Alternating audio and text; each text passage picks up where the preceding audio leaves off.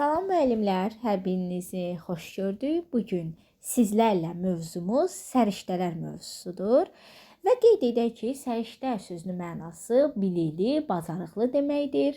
Və təkcə uşaqlar yox, tərbiyəçi müəllim də bu səriştələrə malik olmalıdır, hər zaman öz üzərində işləməlidir. Qeyd edim ki, səriştələr 3 təsnifata bölünür. Təfəkkürlə bağlı səriştələr, fəaliyyətlə bağlı səriştələr, dəyərlərlə bağlı səriştələr. Təfəkkürlə bağlı səriştələrin özünün də öz xüsusiyyətləri var. Birincisi baxaq, yaradıcılıq olan səriştə. Yaradıcılıqla bağlı səriştə nədir? Yəni bir növ uşağın yaradıcı olması, kreativ olması, məsələn bunu estetik yaradıcı inkişaf sahəsinə aid edə bilərik. Uşaqların əşyalardan qeyri-adi formada istifadəsi, əşyalardan hər hansı bir oyuncaq yaratmaq və yaxud da bir də görürük ki, uşaq götürüb kartkanı özünə telefon vasitəsi kimi istifadə edir. Bir növ yaradıcı uşaqdır. Və yaxud da fərqli-fərqli rəsmlər çəkir. Hər bir uşağın öz əlbəttə ki, təxəyyülü, yaradıcılığı ayrıdır. Yəni yaradıcılığı ayrıdır. Yəni uşaqların bir növ bu yaradıcılığına aid, kreativliyinə aid bir səriştədir. Daha sonra tənqidi təfəkkür gəlir. Bildiyi və yeni informasiya arasında eyniliyi və fərqləri müəyyənləşdirir. Yəni biz tutaq məşqələrimiz fəsillərlə mövzudur və fəsillərlə mövzunu uşaqlara birinci başa salmaq istəyirik. Uşağın o fəsillər haqqında nə bildiyini əvvəlcədən soruşuruq, daha sonra isə uşağa yeni məlumat ötürürük və uşaq həmin köhnə məlumatla yeni məlumat arasında fərqi anlaya bilir, eyniliyi anlaya bilir. Bu da aiddir tənqidi təfəkkürə. Problem həll etmə, yəni problemin həlli ilə bağlı ehtimallar irəli sürə bilir. Hər hansı bir problemdən çıxış yolu axtarır və problemi həll edir. Problemli situasiyalarda, yəni uşaq burada problemi həll edə bilir, çıxış yolu tapa bilir. Qərar qəbul etmə. Biz hər zaman kiçik yaşlı uşaqlarda qərar qəbul etməni formalaşdırmalıyıq. Uşaqlar özü qərar qəbul etməlidir ki, gələcəkdə də özləri öz qərarlarını qəbul etsinlər. Bunu uşaqlara kiçik yaşdan aşılamaq lazımdır. Məsələn, kiçik fəaliyyətlərlə uşaq bugün bu paltarı geyinmək istəyirsə, geyindirə bilərik və yaxud da hər hansı uşağa aid bir qərar qəbul edəndə onun da fikirlərini dinləməliyik. Bir növ uşağı özünə inamlı, özünə güvənli böyütmək lazımdır. Və qərar qəbul etmə səriştəsi uşaqlar hər hansı bir qərarın qəbul edilməsində fikrinin alınması, uşaq müstəqil şəkildə qərar qəbul edir, artıq böyüyəndə də öz qərarlarını normal şəkildə qəbul edə bilir. Müstəqil öyrənmə, yəni tək uşaq müstəqil şəkildə araşdırma aparır, həmin məlumatı tapır, müstəqil öyrənməyə maraq nümayiş etdirir. Yəni aiddir bu da bizim təfəkkürlə bağlı olan səriştələrə. Sonra gəlir fəaliyyətlə bağlı səriştə.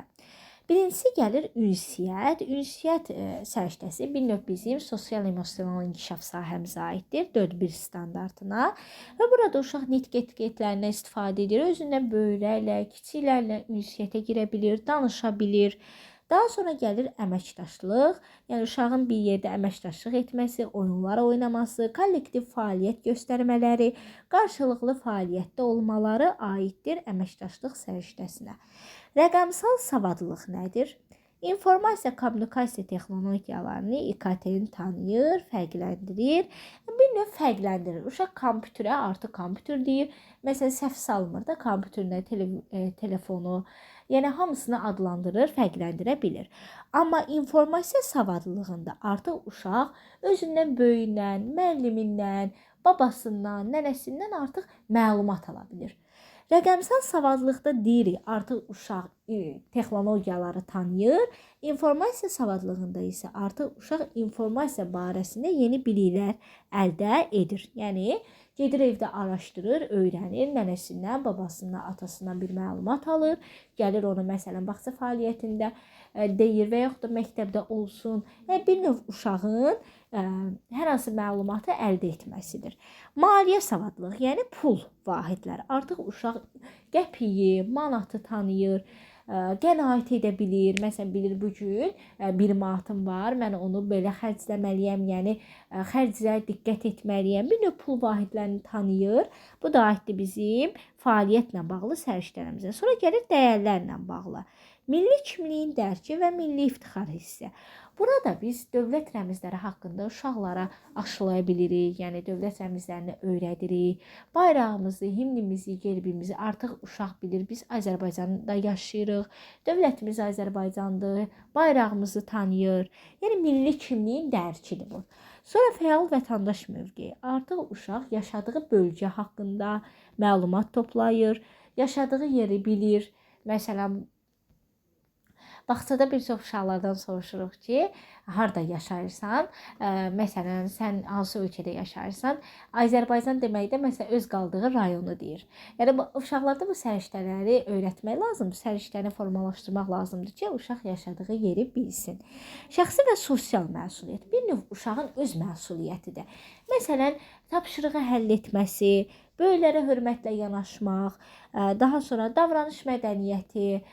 Uşaq artıq məsələn bir qələmi varsa, bunu verir yoldaşına. Artıq bu uşağın şəxsi sosial məsuliyyətidir. Özü edir bunu. Öz şəxsi işidir. Demokratiya və insan hüquqlarına hörmət isə uşaq başqalarının hüquqlarını anlayır, öz yoldaşının hüququnu anlayır.